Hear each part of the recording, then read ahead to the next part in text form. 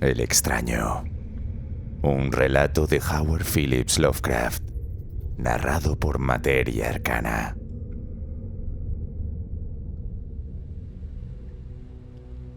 Infeliz es aquel a quien los recuerdos de la infancia no traen sino miedo y tristeza.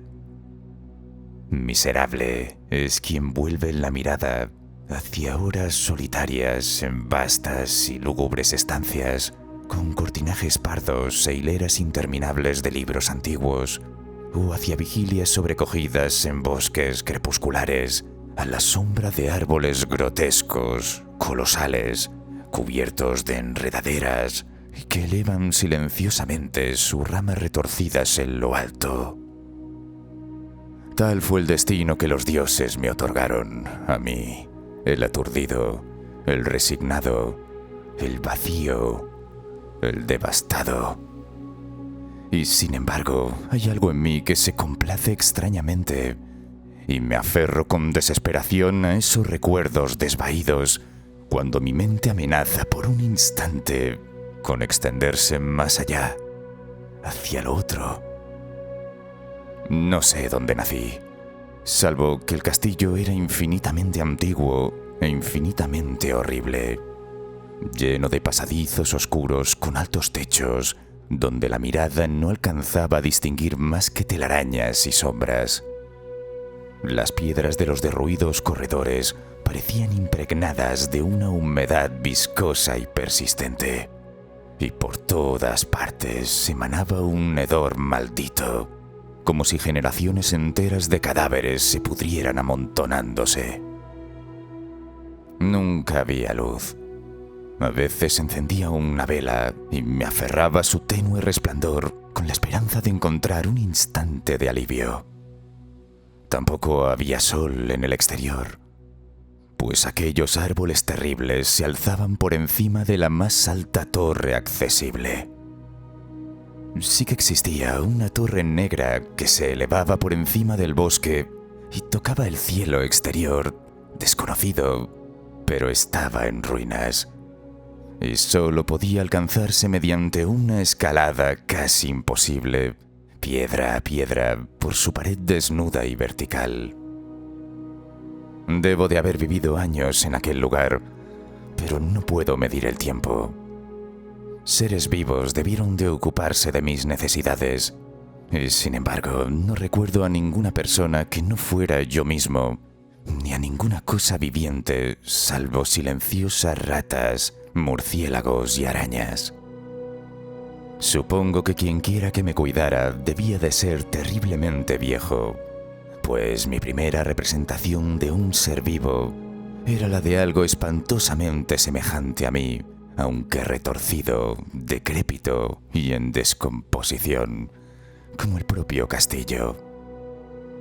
Para mí no había nada de grotesco en los huesos y esqueletos esparcidos por las criptas de piedra que se abrían en lo más profundo de los cimientos.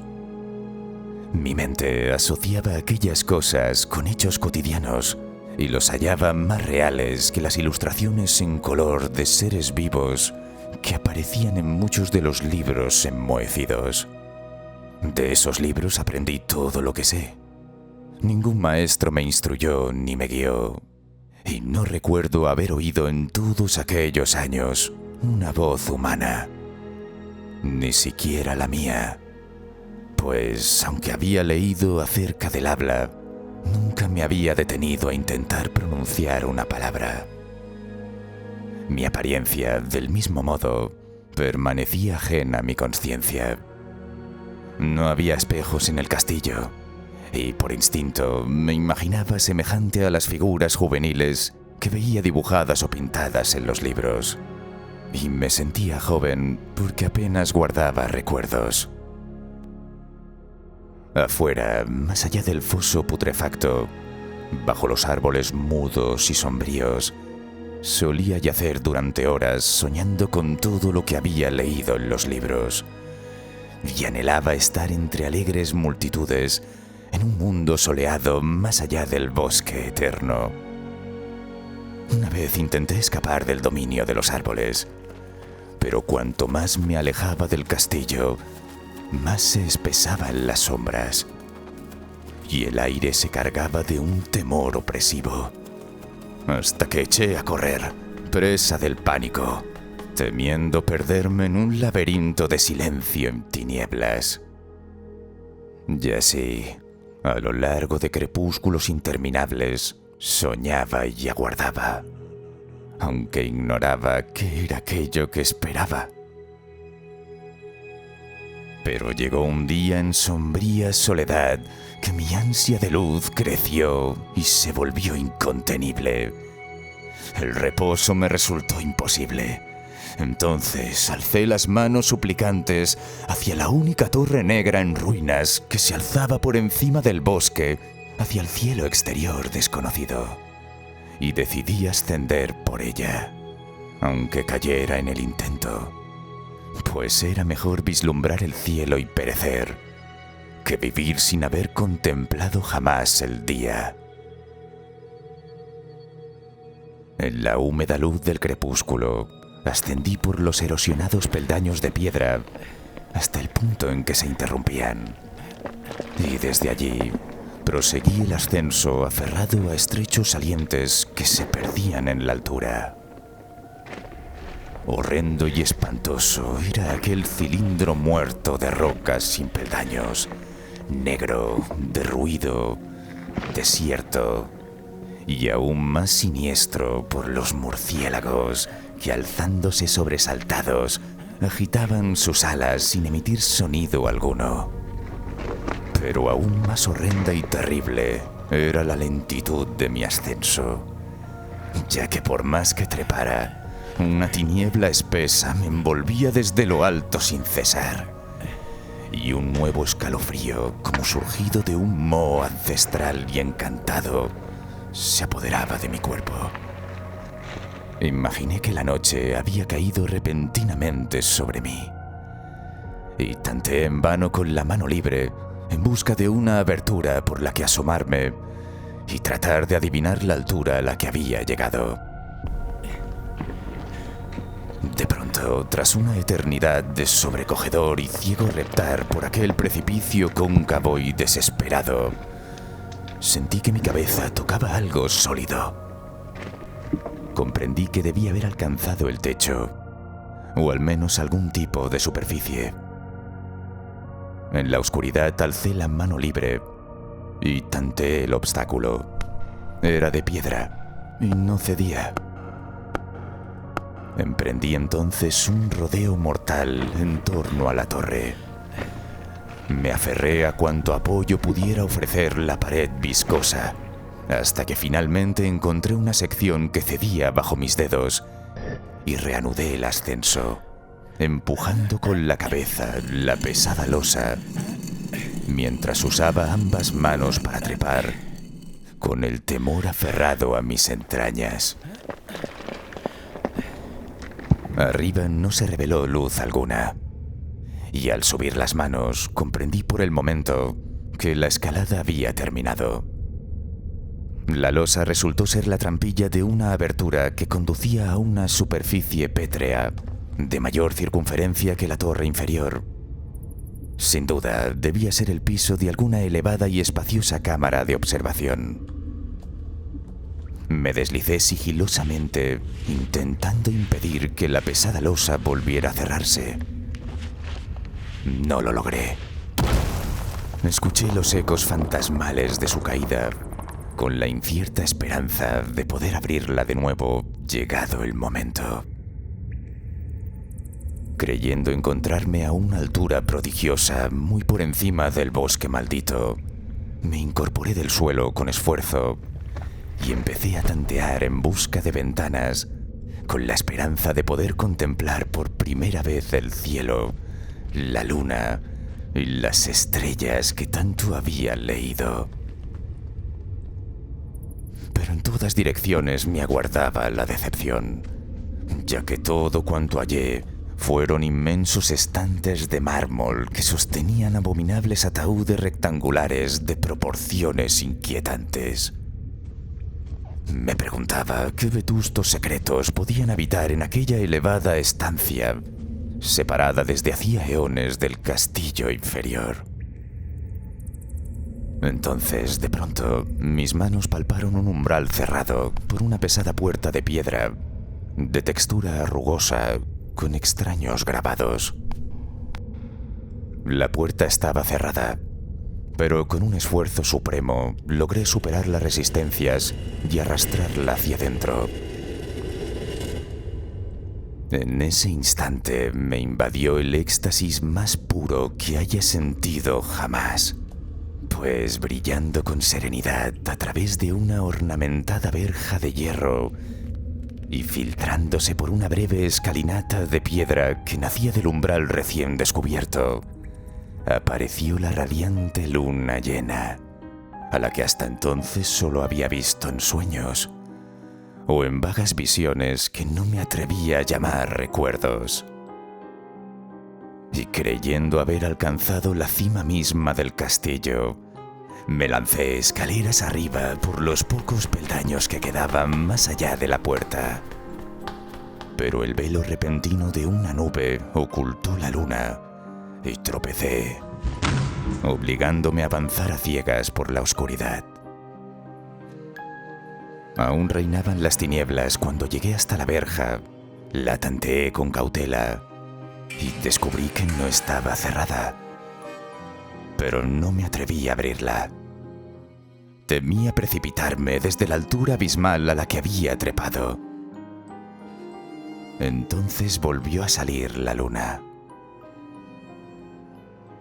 Ningún sobresalto es tan demoníaco como aquel que surge de lo abismalmente inesperado y grotescamente inconcebible. Nada de cuanto había experimentado podía compararse al terror de lo que ahora contemplaba, ni a las bizarras maravillas que aquella imagen sugería. La visión en sí era tan simple como sobrecogedora.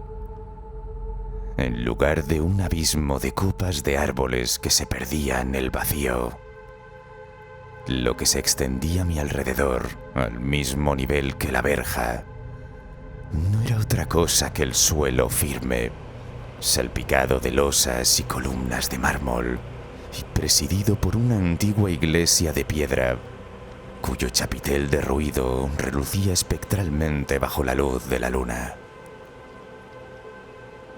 Medio inconsciente, abrí la reja y salí vacilante hacia el sendero de grava blanca que se extendía en dos direcciones. Mi mente, en aquel caos y aturdimiento, aún albergaba un frenético anhelo de luz, y ni siquiera la fantástica maravilla que acababa de presenciar bastó para detenerme. No sabía ni me importaba si lo que había vivido era delirio, sueño o brujería, pero estaba decidido a alcanzar el esplendor y la alegría, fuera cual fuese el precio. No sabía quién o qué era yo, ni qué eran aquellos parajes que me rodeaban.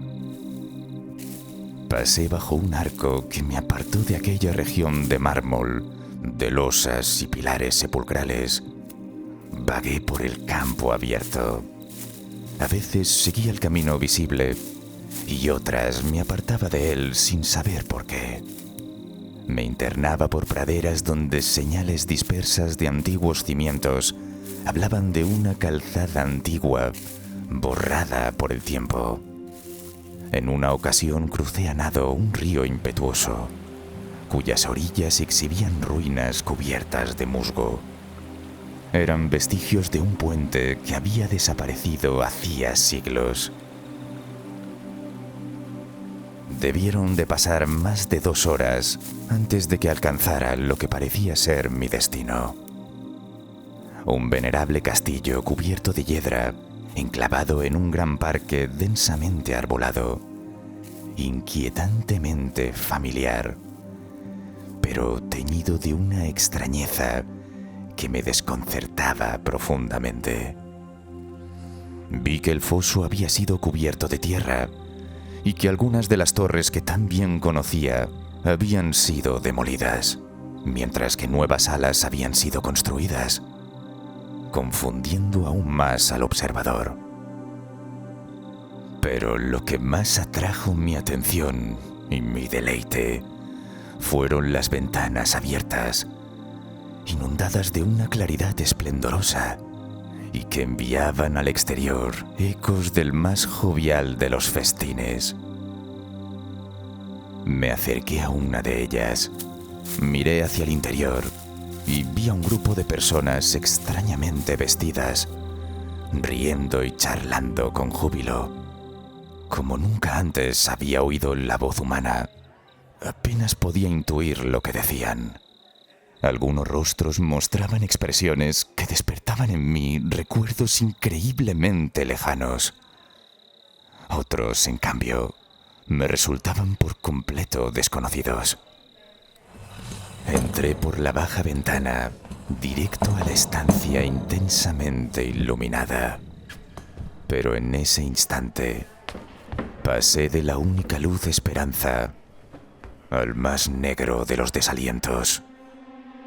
La pesadilla no tardó en manifestarse, pues apenas puse el pie adentro, tuvo lugar una de las escenas más espantosas que jamás hubiera podido concebir.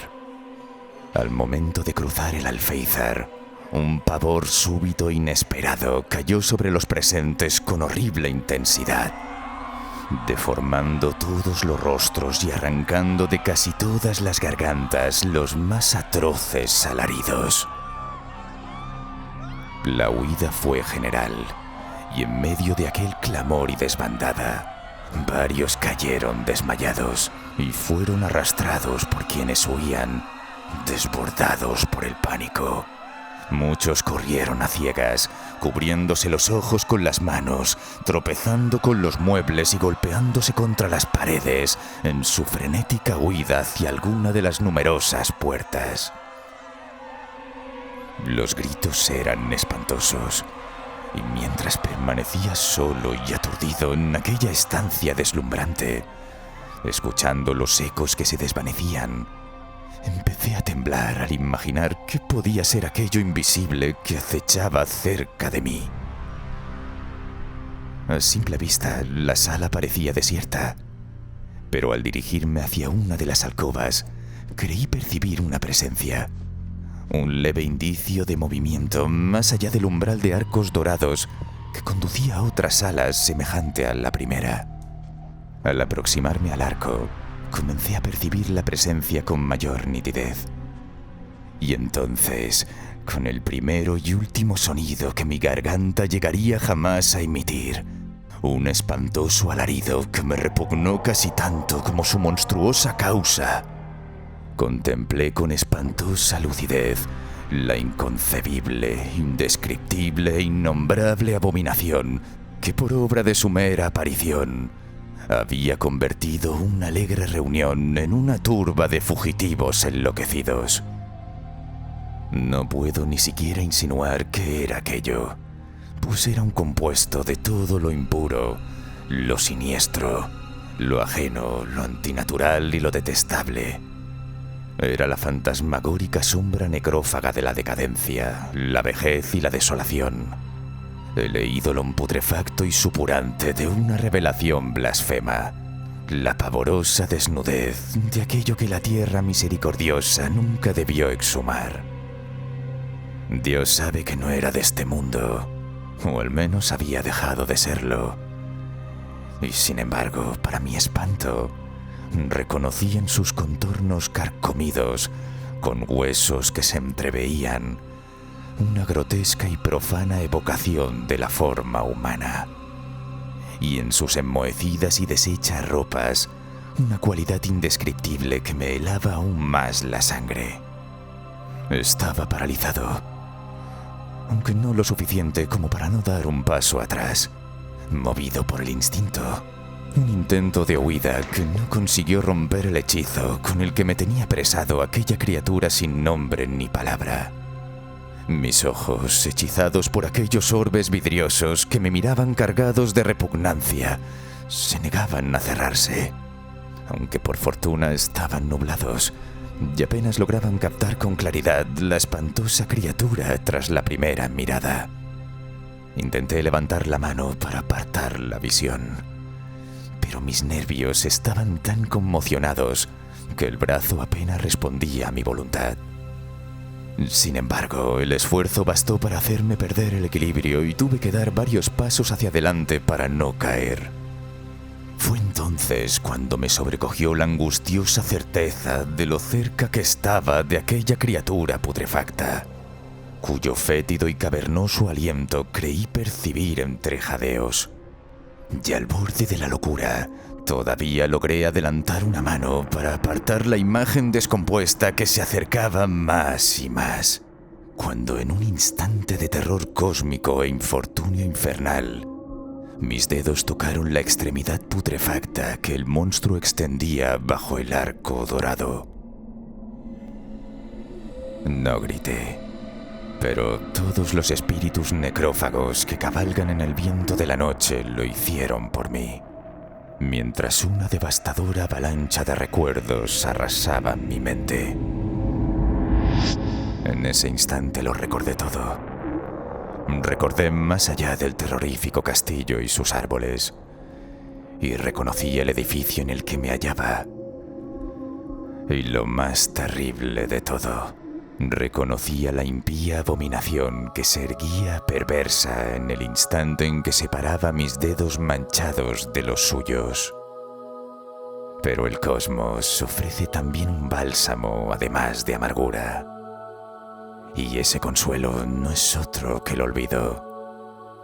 En el supremo horror de aquel instante, olvidé todo lo que me había horrorizado, y esa avalancha de recuerdos abismales estalló en un caos de imágenes fragmentadas.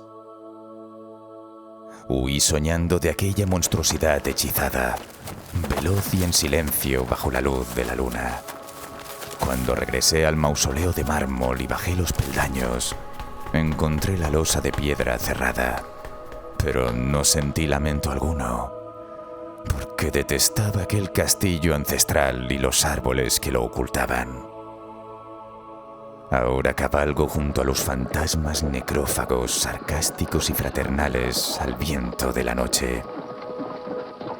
Y durante el día, deambulo entre las catacumbas de Nefrenka, en el recóndito y desconocido valle de Hadoth a orillas del Nilo. Sé que la luz no es para mí, salvo la de la luna sobre las rocosas tumbas de Neb. Y tan solo encuentro placer en los festines innombrables de Nitocris bajo la gran pirámide. Y sin embargo, en mi nueva salvaje libertad, casi agradezco la amargura del destierro. Si bien el olvido me ha dado la calma, sé que jamás dejaré de ser un extranjero, un extraño a este siglo y a todos los que aún son hombres. Lo comprendí al extender mi mano hacia la abominación revelada en aquel gran marco dorado, y al tocar con mis dedos la gélida e inmutable superficie de pulido espejo.